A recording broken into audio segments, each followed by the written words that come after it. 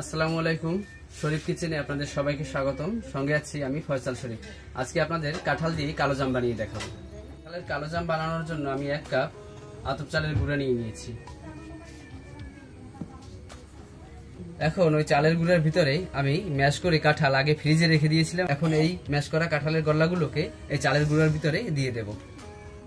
Mash করা কাঁঠালের কোয়া আমি দিয়ে দিচ্ছি চালের গুঁড়ার ভিতরে।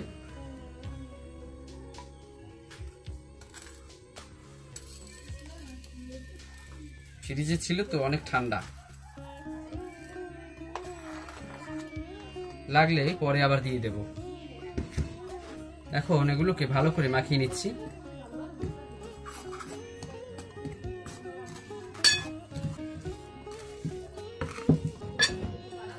কাঁঠালের ডোটা একটু নরম হয়েছে, এখন এজন্য আমি আরো আধা কাপ চালের গুঁড়ো দিয়ে দিচ্ছি।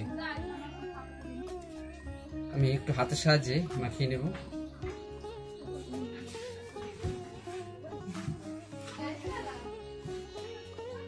ভালো করে ডো তৈরি করে নিতে হবে।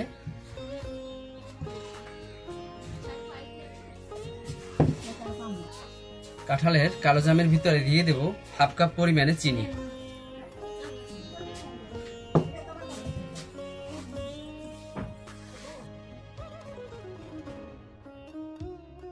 দিয়ে দেব 1 চিমটি পরিমাণে লবণ।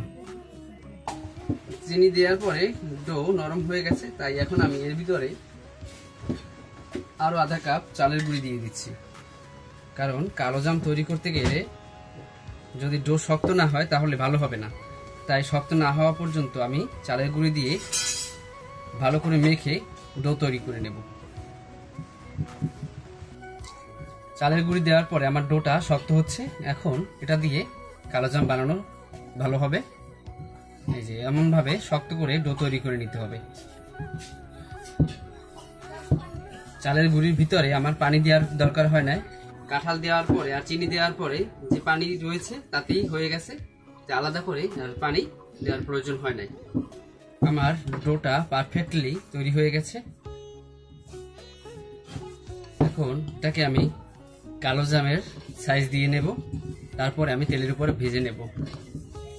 আমি ডোগুলোকে গোল গোল মিষ্টির মতো করে একটা নির্দিষ্ট সাইজ দিয়ে নিচ্ছি। প্রথমে সবগুলোকে একটা সাইজ দিয়ে এরকমের করে আমি রেখে দেব, তাহলে সবগুলো আমার কালোজাম এক সাইজের হবে।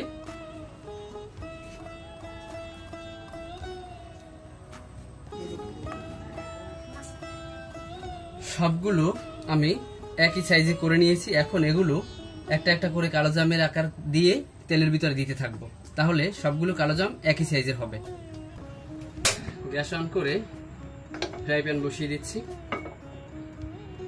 এখন সয়াবিন তেল দিয়ে দিচ্ছি। আমি কালোজামগুলোকে ডুবো তেলে ভাজবো, তাই আমি বেশি করে সয়াবিন তেল দিয়ে দিচ্ছি। এখন লম্বা লম্বা করে আমি এগুলোকে চুলা দিয়ে দিচ্ছি।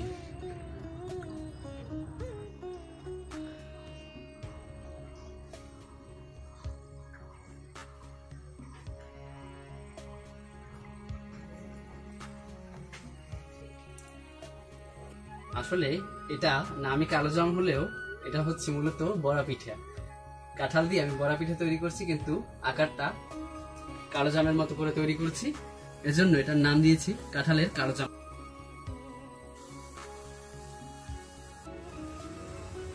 চুলায় প্রথমে দেয়া কালোজামগুলো হতে হতে আমি বাকিগুলোকেও লম্বা শেপে তৈরি করে নিচ্ছি, তাহলে অল্পতেই হয়ে যাবে।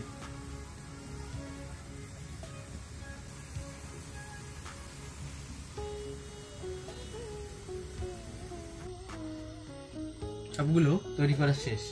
এখন একটু চামচ দিয়ে নেড়ে চেড়ে দিচ্ছি, যাতে উভয় পাশ সমানভাবে হয়।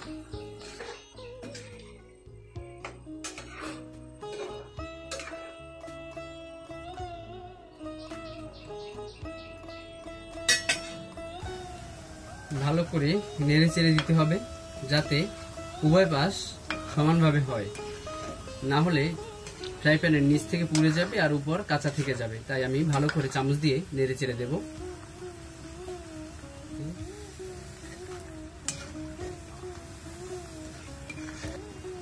এখন আমি এগুলোকে চুলা থেকে উঠিয়ে নিচ্ছি।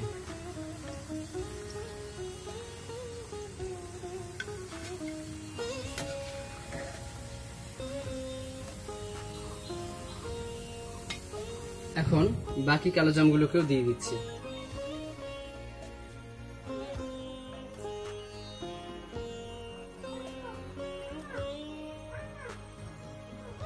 সবগুলো দেয়া শেষ। এখন চুলার আঁচটাকে আরেকটু বাড়িয়ে দেব।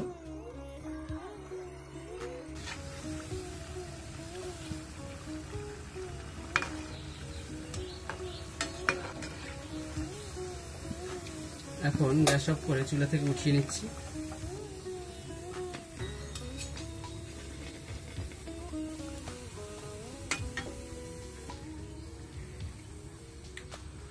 আমার কাঁঠালের কালো জাম সম্পূর্ণ প্রস্তুত। এখন এগুলোকে আমি চিনির শিরায় ভিজিয়ে নেব।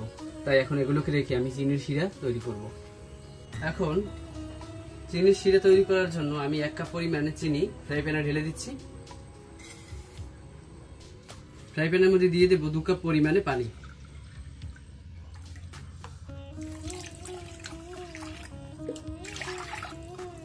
এখন চিনির পানির ভিতরে দিয়ে দেব 2টি এলাচ। এলাচ দুটোকে আমি একটু ফাটিয়ে দিয়ে দেব। চিনিগুলোকে এখন ভালো করে গলিয়ে নিচ্ছি।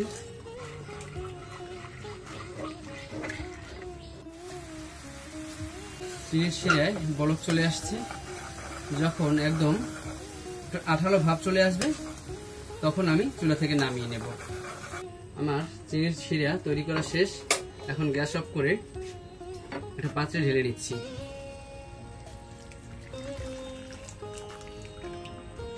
এখন এই গরম গরম অবস্থায় কালো জামগুলোকে এর মধ্যে ভিজিয়ে নেব।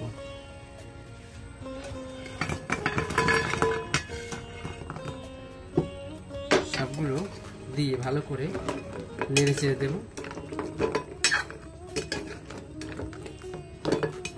কতক্ষণ পরে আমি আবারও নেড়ে চেড়ে দেব। এখন এটা ঢাকনা দিয়ে আমি রেখে দেব প্রায় 12 ঘন্টার মতো। এটা দিয়েই আমি ঢাকনা দিয়ে রেখে দেব প্রায় 12 ঘন্টা। কালো জামগুলো এখন পরিবেশনের জন্য সম্পূর্ণ প্রস্তুত।